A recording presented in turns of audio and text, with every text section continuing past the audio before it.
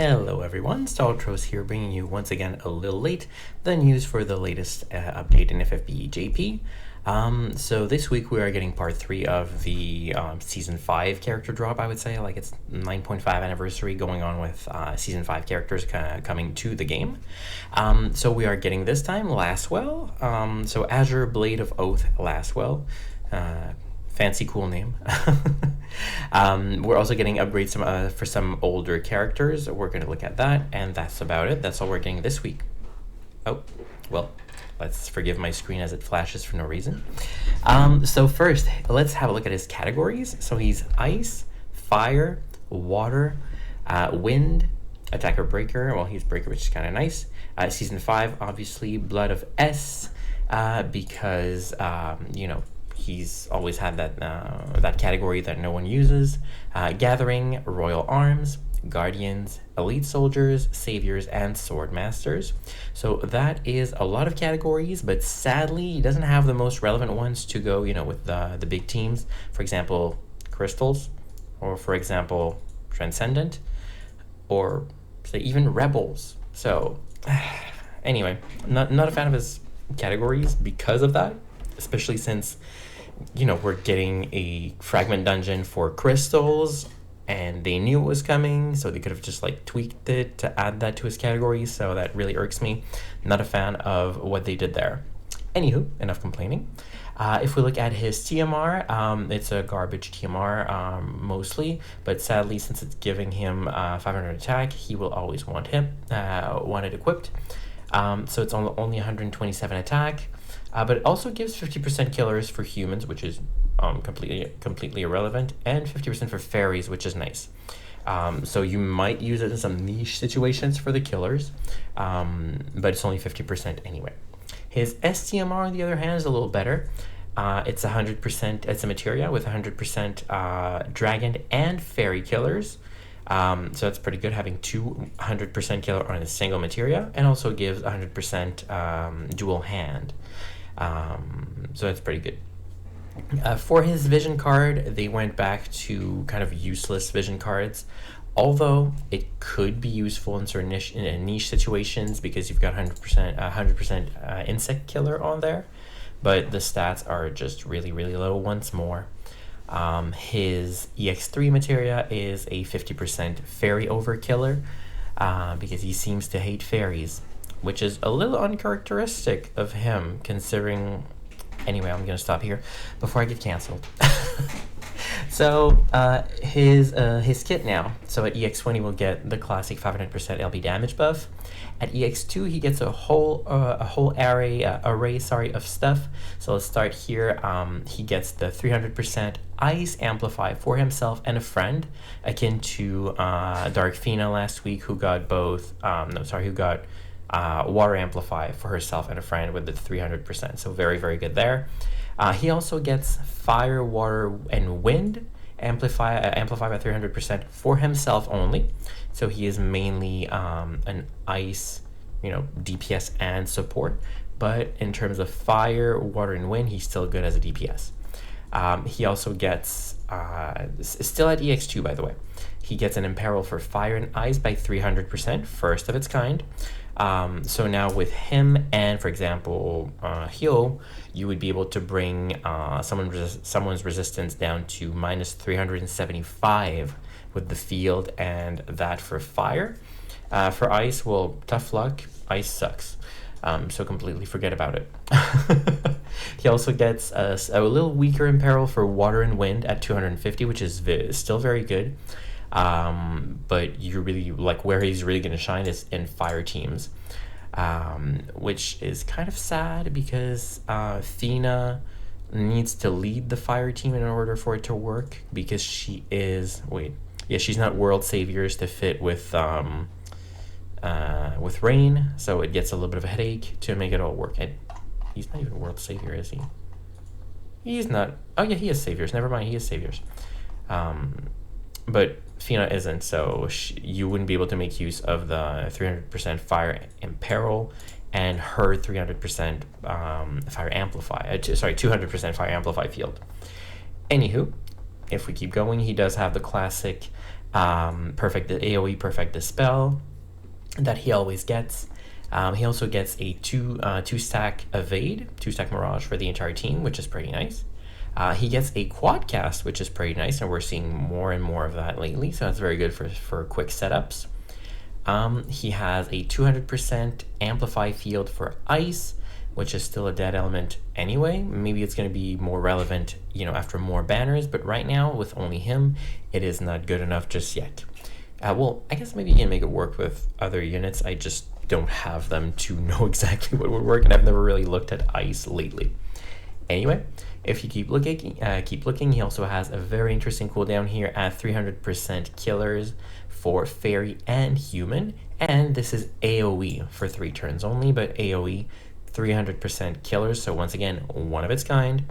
So amazing for that. He does also have the 91% defense and spirit break, 60% katana and peril. So those things very good as well. He has an interesting kit, just a couple of things that are mismatched in my opinion for the meta. So anyway, let's keep going. He has a chaining ability here with the usual 100% amplify for all his elements, a little bit of a stat buff for the attack for him, and a modifier buff for his big chaining ability. So that brings it with his EX1 modifier. EX1? Yes, with his EX1 modifier buff to 11,700. But there is another modifier that we're going to look at when we go to his passives to bring it even higher. He also has a little buff here for an all amplify by 80% for all elements AoE. Very weak, but better than nothing, I guess. But it's also an ability that gives 250% stat buff to everyone and 250% LB damage buff. So kind of on the weak side, but can be serviceable here and there when you need. But usually, when you're gonna go for a big burst, you're gonna have everyone use their 500% LB damage buff, and 300% amplify or 250 amplify. And the 600% stat buff, yeah, that's it. So this is maybe for a longer sustained battle. And if you are not using Rain along with him, because Rain has something better, which is 400% stat buff, if I'm not mistaken. Anyway, he also has an AoE break, 85 for attack and magic, and 87 for defense and spirit, and also 160 to all elements. He also has a single target 90% defense and spirit break, and along with 180 imperil for all his elements, and also 50% katana imperil. So once again, for more sustained fights, this can keep going after the 91% has gone. Also, probably more for flavor here, all element imperil 20% field for 1 turn, which means that he needs to deal damage this turn for it to be useful, and it's only 20%, so why would you ever use this in the existence of humanity?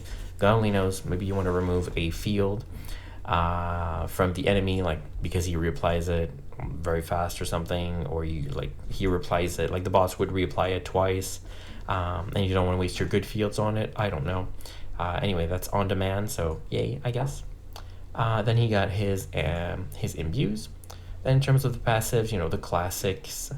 But when we look, oh yeah, true, he also has a boost skill, and his boost skill is something that has me a little bit worried, unfortunately.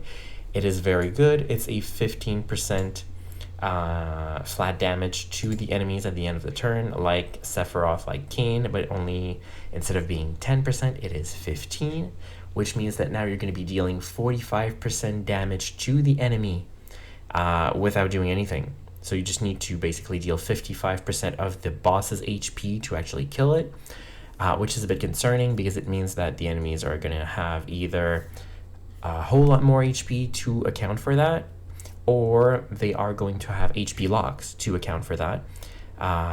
So I don't like the direction this is taking, because if you don't have Lasswell, what will you do? You're losing on 15% HP damage to the boss for free, which can sometimes be a big deal when some bosses are really a DPS race before they erase you from the face of the earth. So we'll see what happens with that, but I'm concerned. He has a 3-stack guts, which is pretty nice. And also this little counter ability here. It's 30% to proc and only once per turn. But what it does is this thing here. So it's a little roulette ability. And it is, for once, it is actually skewed in our favor. Whereas the best ability has 70% chance procking. And it will increase the chaining modifier for, sorry, not the chaining modifier, but the modifier for his chaining ability by, like, at the very best, 4,500. So it was 11,700. Right now it's going to be then 16,200, which is actually pretty good for a chaining ability if you happen to proc this one. Now you need to pay attention when you see them appear to know which one procced. And see if it's worth going for the chaining, I guess. This one is like the Dragon Blade something. This one is the Wind. No, is it the Wind? It's not the Wind. I don't know what those are. Anyway, that was me trying to read Japanese for you guys. And he also has one where he would fill his LB gauge by 30 and restore his MP by 50%, which is pretty nice, but only 1% chance to happen, so you won't see it happen often. But at least if you see this one happen, you know it's not really the good moment to go for his chaining ability anyway. His leader skill is 1700 attack and magic for Royal Arms allies, and only Royal Arms. I guess that's a lot of people still, but we'll see how well that goes with the meta. He has 2 overdrives, because right now, if you don't have 2 overdrives, are you even trying? His first overdrive is for Royal Arms, so it's 300% stat buff, 70% category amplify, and 200% LB damage buff. And his other one is just a 70% category amplify for Guardians. If I'm not mistaken, wasn't that also something Dark Fina had? Maybe it wasn't for Guardians, but she had something for Guardians anyway. So I don't know if they stack or if they compete for it. So look out for that if you're using them both, because I am too lazy to go and check out the page while I'm doing the video. If we look at his LB, it is a multi-element LB, so you can choose whichever of his 4 elements you want. And it is a whopping 2,025 times modifier, a little bit like Rain before. And it's an AMOE chain.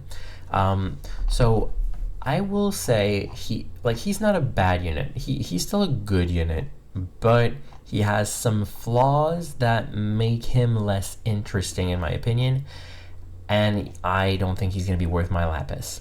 So personally, I won't be pulling for him. Last Worm will remain unloved from my account, which means that he's probably going to be dropping off banner anytime I pull for anything. Anyway, so that's it for Lasswell. Now if we move on for the upgrades, the first character that's getting an upgrade is Rain, Revenge of the Lost Nation. So Lost Nation Rain, what he's getting is only the passives, EX 1, 2, 3 for the LB, bringing his total LB modifier to 1625. Which is better than what he has, but is definitely not competing with the meta when people have 2025. But he's got that, so yay. Ashal is also getting the very same thing. So once again, if we look at his, it's just the X1, 2, 3, same thing.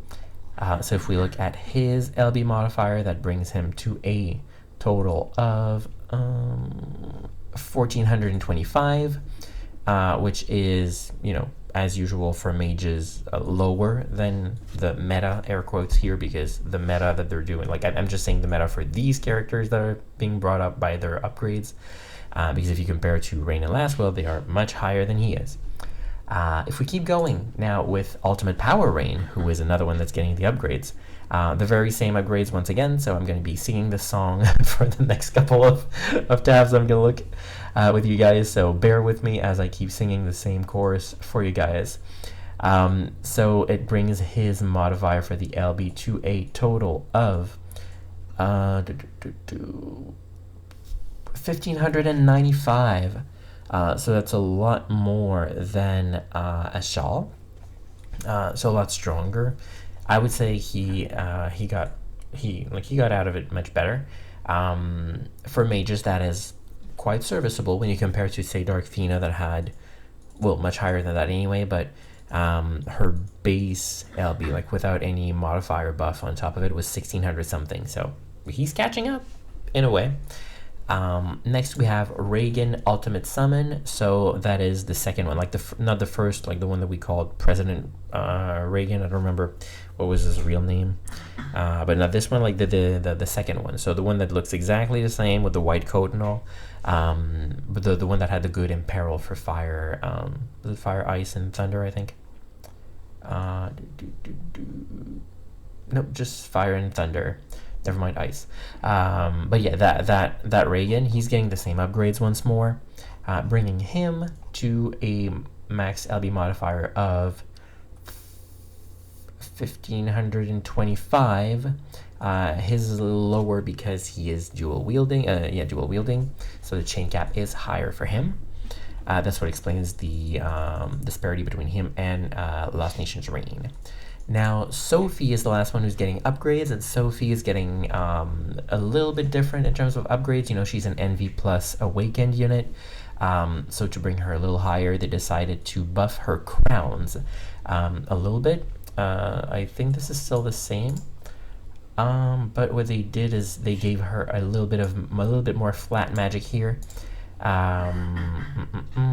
But they didn't give her the EX 1, 2, 3 LB damage buff, so all she has is the cooldown ability here. So for an extra 400, that I think was brought originally by her crown anyway. So she get an extra 1000 flat magic, but also a flat increase in her LB. That's her base form, at which she'd reach 1470. And in the shift form, well, it's the same thing with an extra 100. So she reaches 1570. So, you know, actually not bad for an NV plus awakening unit. They're really trying to push water, I think, as a good element. Sadly, she does have crystal though. So yeah, she might be able to make it work. Well, you might be able to make it work in a crystal team with water. Yeah, anyway, that's Sophie. Now if we go look at the events, the first thing we're getting here is the Fragment Dungeon for the Crystal, Blessing of the Crystals units. I don't know for how long it's running, but you know, if you have the newer units like Darkfina, Fina, and Rain, they can fit in there. The War of the Visions units as well will fit in there. Richt would also fit in there. Who else? That's about it that I can think of real quick. But you know, if you have any Blessings of the Crystals unit, throw them in here and go and grab as many fragments as you can. It's always a flat 5 for anything that's put in there. You don't need to reroll like the basic Fragment Dungeon, just saying it in case you didn't know. It's always a flat 5 for every unit put in there. Next, we are getting the awakened, the true grace of fire here. So they are adding another human after, so it's 3 humans and Omega the machine. So when you go for this fight, you don't need to gear any different than you used to for the regular one. I don't know what this one's gonna, I don't even remember his name. It was like some dude from season 4. I don't know what he's gonna bring more to the table, probably a whole lot of a headache. But good luck when you go in. Next we are getting something else for 9.5 anniversary. I don't know if this is gonna be hard or not. This is just saying okay, so you get tickets for Lasswell by doing quests here, so it's probably gonna be basically a free event where you go and bully this poor cactus and then go pull. And then, last but not least, we are also getting once more the daily quest to go and bully the Muggles to get some Lapis, Esper ores, and miniatures and red crystals. So don't forget to do this on the daily for more Lapis. So that's it for this week. I'm going to say a little bit of a dead week, unless there's a lot to do with this one. Otherwise, very dead. But we still have the raid going on, so you can keep pulling on the raid and do your thing there, or use that downtime to prepare for the True Grace of Fire. We're also, that's true, I forgot. We're also getting Dark Visions for the end of April. Well, it should be starting all at the end of maintenance as well. So don't forget to go do Dark Visions. Like it's been Dark Visions, then Abyss, and then Dark Visions again. So at least we have that going for us. But no farming to do. So that's it for this week. So thanks for joining me, and see you guys next week. Bye!